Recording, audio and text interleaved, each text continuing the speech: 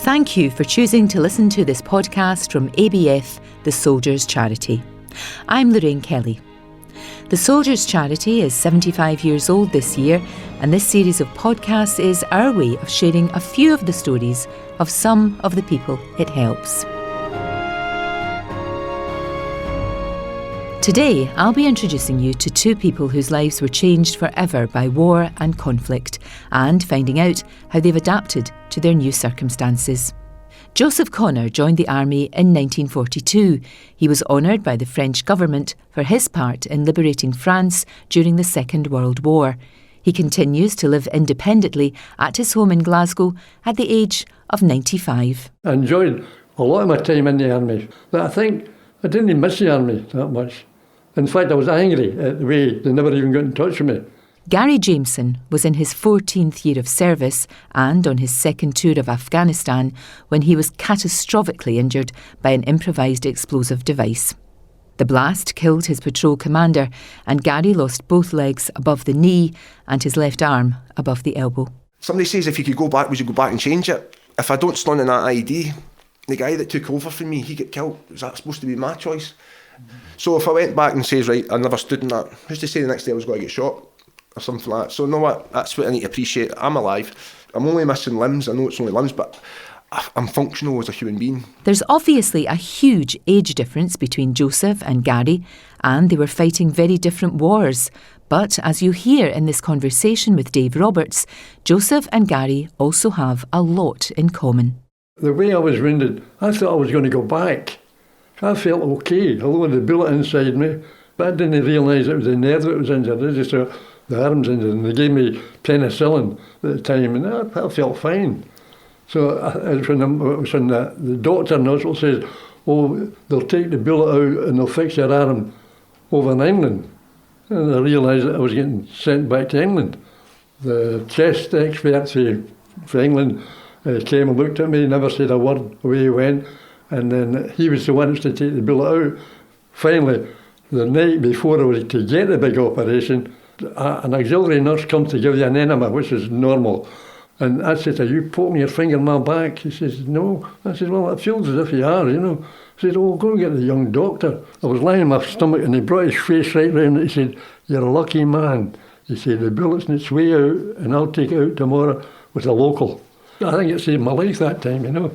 When you went to the first aid post and you then got evacuated back to Britain, explain your journey. That's when they put me on the plane, and it says when they landed, as I say, didn't land, they crashed because they hit the ground and they bounced and hit the ground a bit, and every guy in there, some guys were bandaged from head to foot, you know, probably tank people, you know, get maybe burnt, and other guys had wounds all over the place, and of course this thing hitting the ground, everybody was screaming and shouting and cursing. I was dropped as well. I was we were waiting for the Chinook helicopter to come in and take me back from the desert. It landed and I was on the stretcher, and I remember running towards it. I felt the heat coming off the engines, so I thought, yeah, we're here. The next minute, part of my trouser leg was still dangling down. Somebody stood in it, flipped the stretcher, so I ended up eating the sand. I just remember them picking me up that and throwing me on, skidding along the back of it, and the nurse coming round and saying, right, here comes the good stuff. And that was me.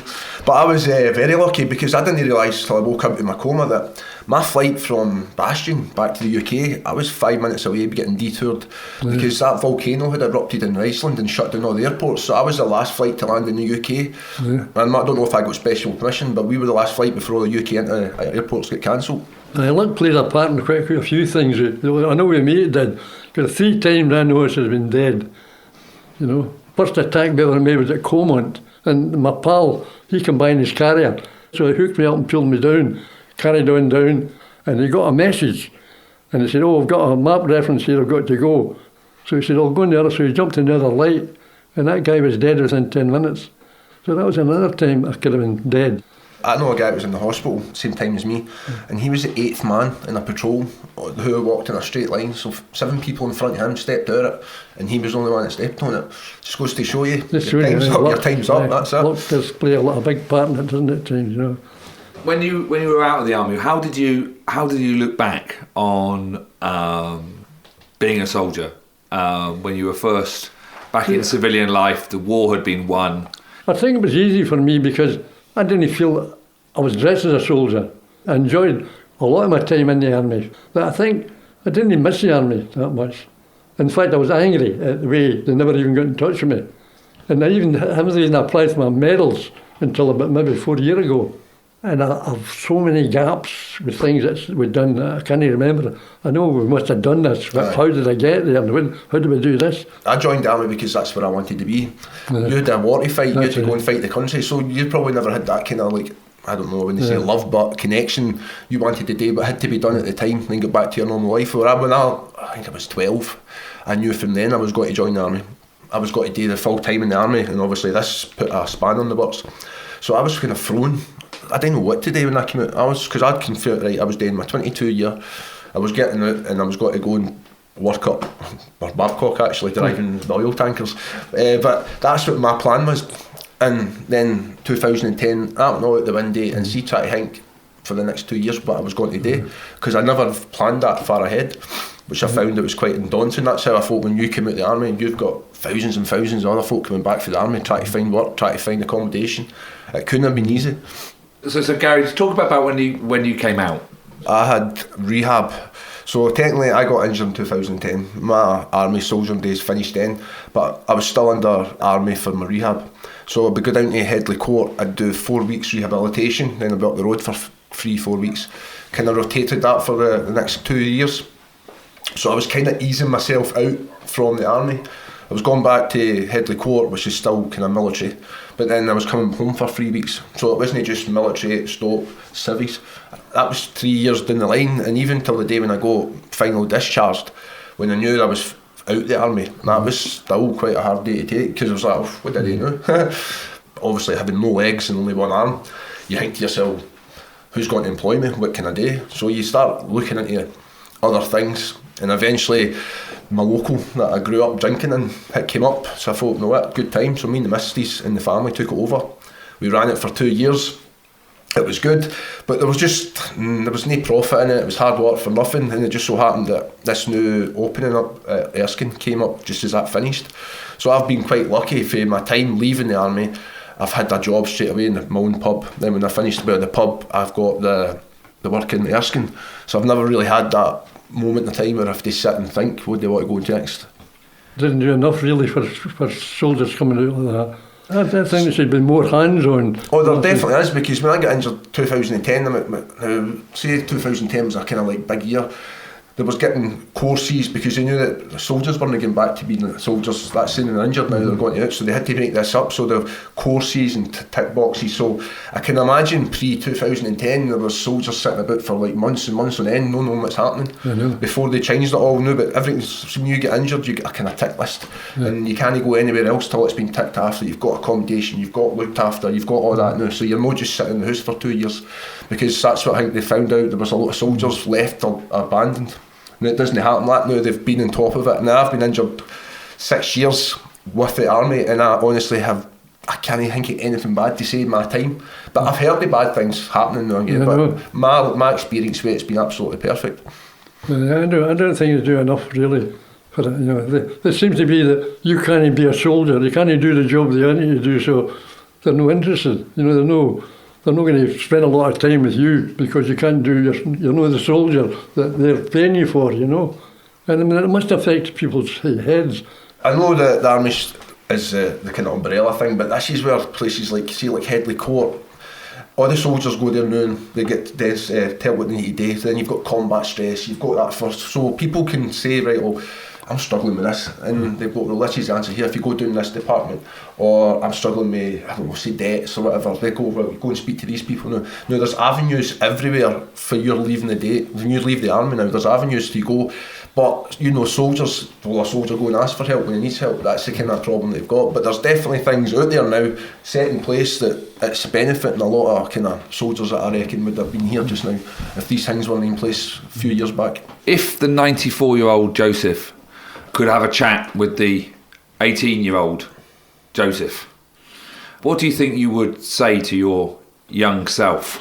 I know I'm disabled, but I don't feel any, up here I don't feel any difference when I was younger.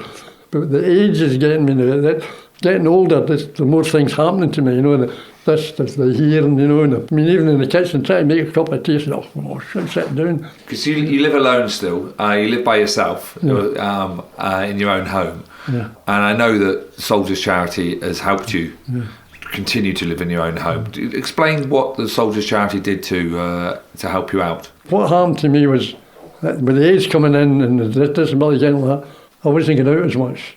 And my vehicle was away on the other side of the street. So if it was bad weather and the stick and the balance, you felt that you weren't the person you were. So you were getting, I'm not going out there, I'll not go. So when you were coming more into yourself, rather than sort of being the outgoing person that you wanted to be or should have been, Somebody mentioned, why don't you try the lottery?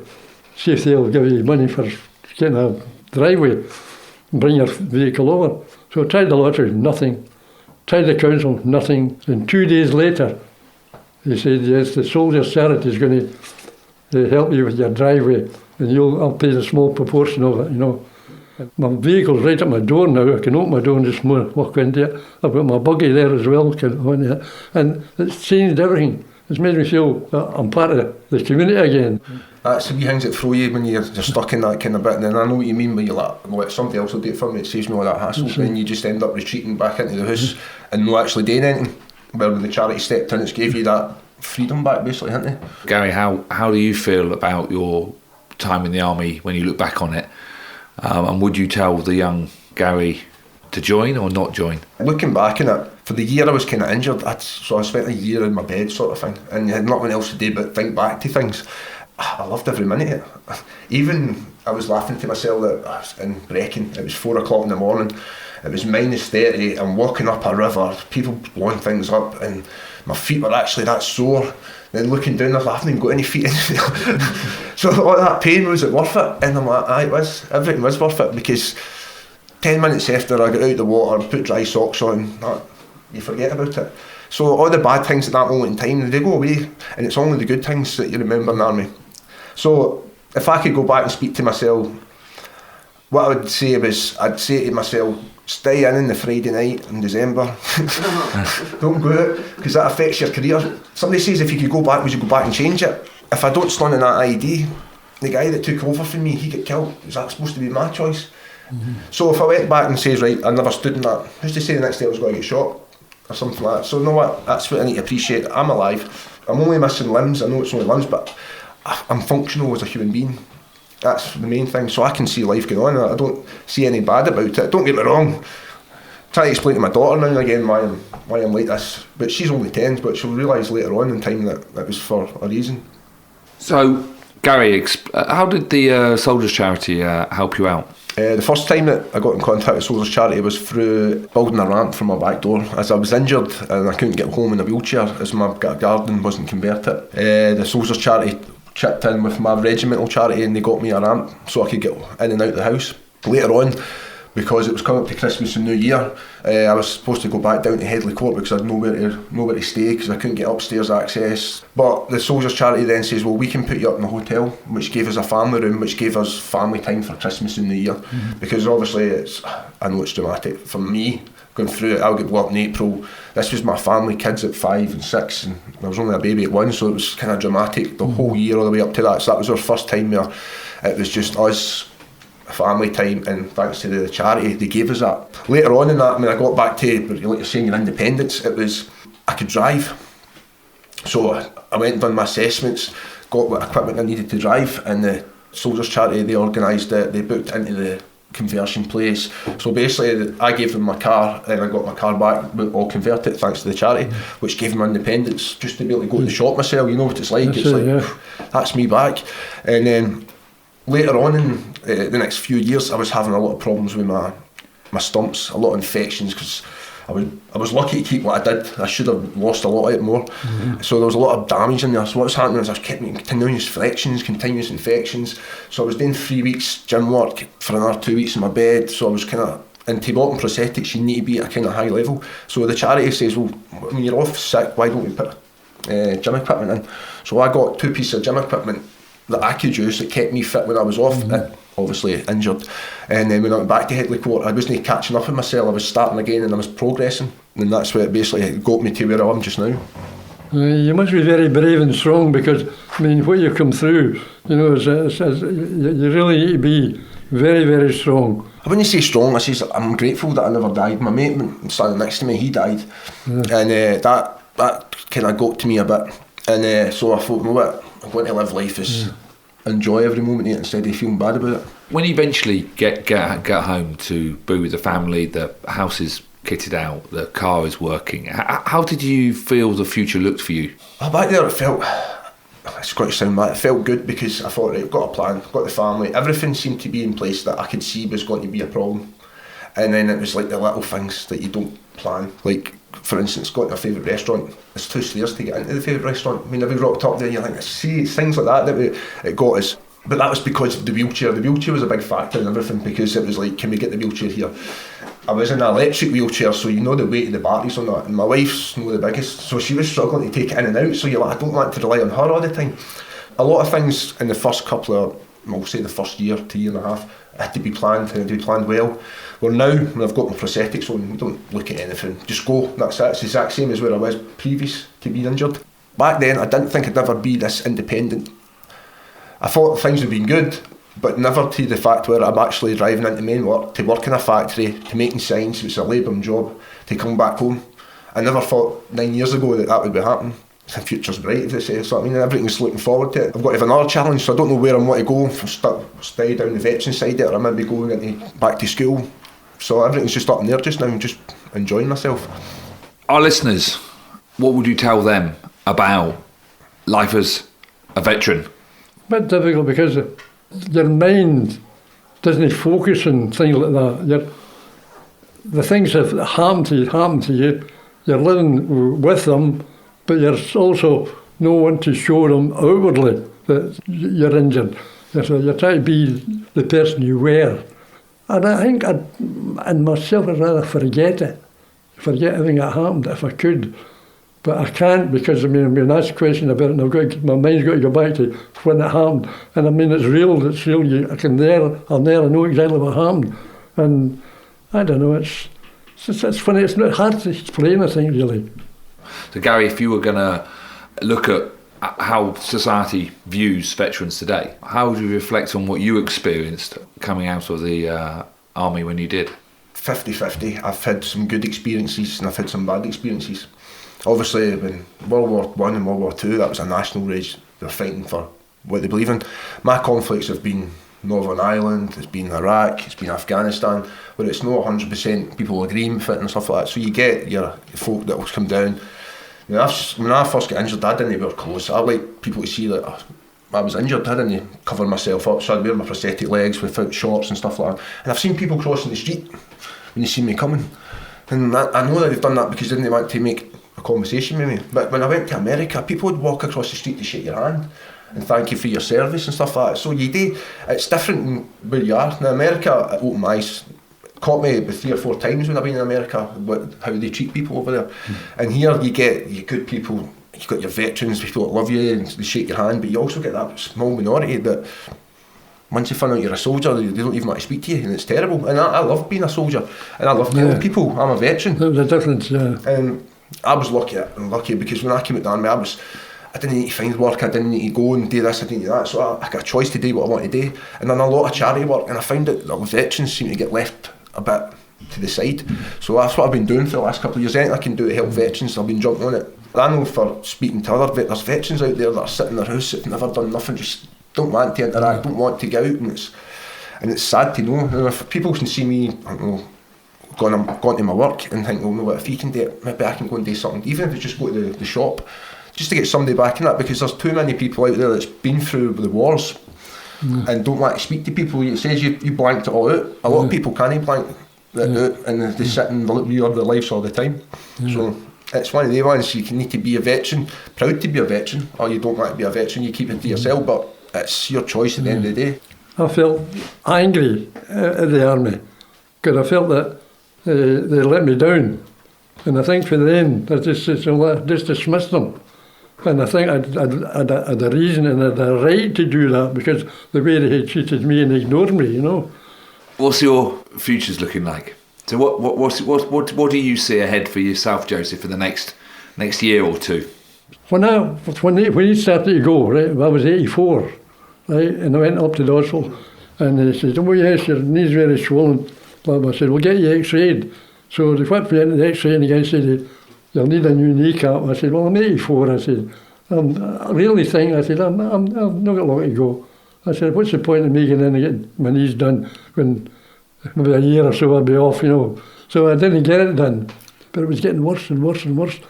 I thought, if I couldn't do it at 84, I'm not going to do it at 90. I still haven't had them done yet, and I could have got them done, you know. 10 years you could have been cutting about the knees. Well, that was the same as me, so I've got trials. I've got, and the implant actually goes into my bone. So I've got 2 bits of metal that come out the end of my stumps, and my prosthetics screw onto them. I was badly damaged up here. My stumps are in the normal shapes, so to get a vacuum to stay on that, it was possible. So my sockets kept falling off, so I wasn't even getting to walk. And this was a trial, and it was one of the decisions. Do I really want to go and get this done because I don't know if it's going to work? And I thought, no, if I don't do it now, I'll regret it. And I'm so glad I did, because I've never been back in the wheelchair since I had this operation done. And before that, I was never out of the wheelchair. So it's one of the things I'm so glad I talked myself into doing it. I know. But even the day after I was still talking to myself in the mirror going, what have you done? What have you done? But it's just as it says, I'm so glad I done it, because see now, like some of the veterans that are injured with me, they're so trying to get on this list because the issues they're having with their sockets and stuff like that. I'm just glad that I never gave up at the beginning. I kept pushing to get something that worked for me. Gary, future for you. That's the next stage. The next stage I've still got, I think it's about just under a year left on my contract at Erskine. The plan is to find something after that, but right now I was only doing the Erskine thing to challenge myself to see how I could react in a work environment, as in labour environment. So this was kind of more a can I do it sort of thing. Do I want to do it? But we've got help from different departments, so like I says, I might actually want to go back to school, learn something new, or go down the veteran side working for charities, because I've enjoyed doing that over the last 10 years. It's always been the constant thing. Everything I've done different, I've always had that, I wouldn't say fallback, but it's been always there in my life. So I don't know if that can maybe turn into something, but right now I'm just enjoying working, and you know what I mean, I'm not going to plan too far down the line in case it goes wrong. Gary Jamieson and Joseph Connor there. We're grateful to both Gary and Joseph for taking part. Thanks also to Joseph's daughter Linda for inviting us to her home. I hope you'll listen to each of the podcasts in this series. Every single episode has a conversation with people who've really earned the right to have their stories told. If you'd like to know more about ABF, the Soldiers' Charity, in its 75th year, then just visit soldierscharity.org, where you'll find everything you need. I'm Lorraine Kelly. Thank you for listening, and thank you for your support.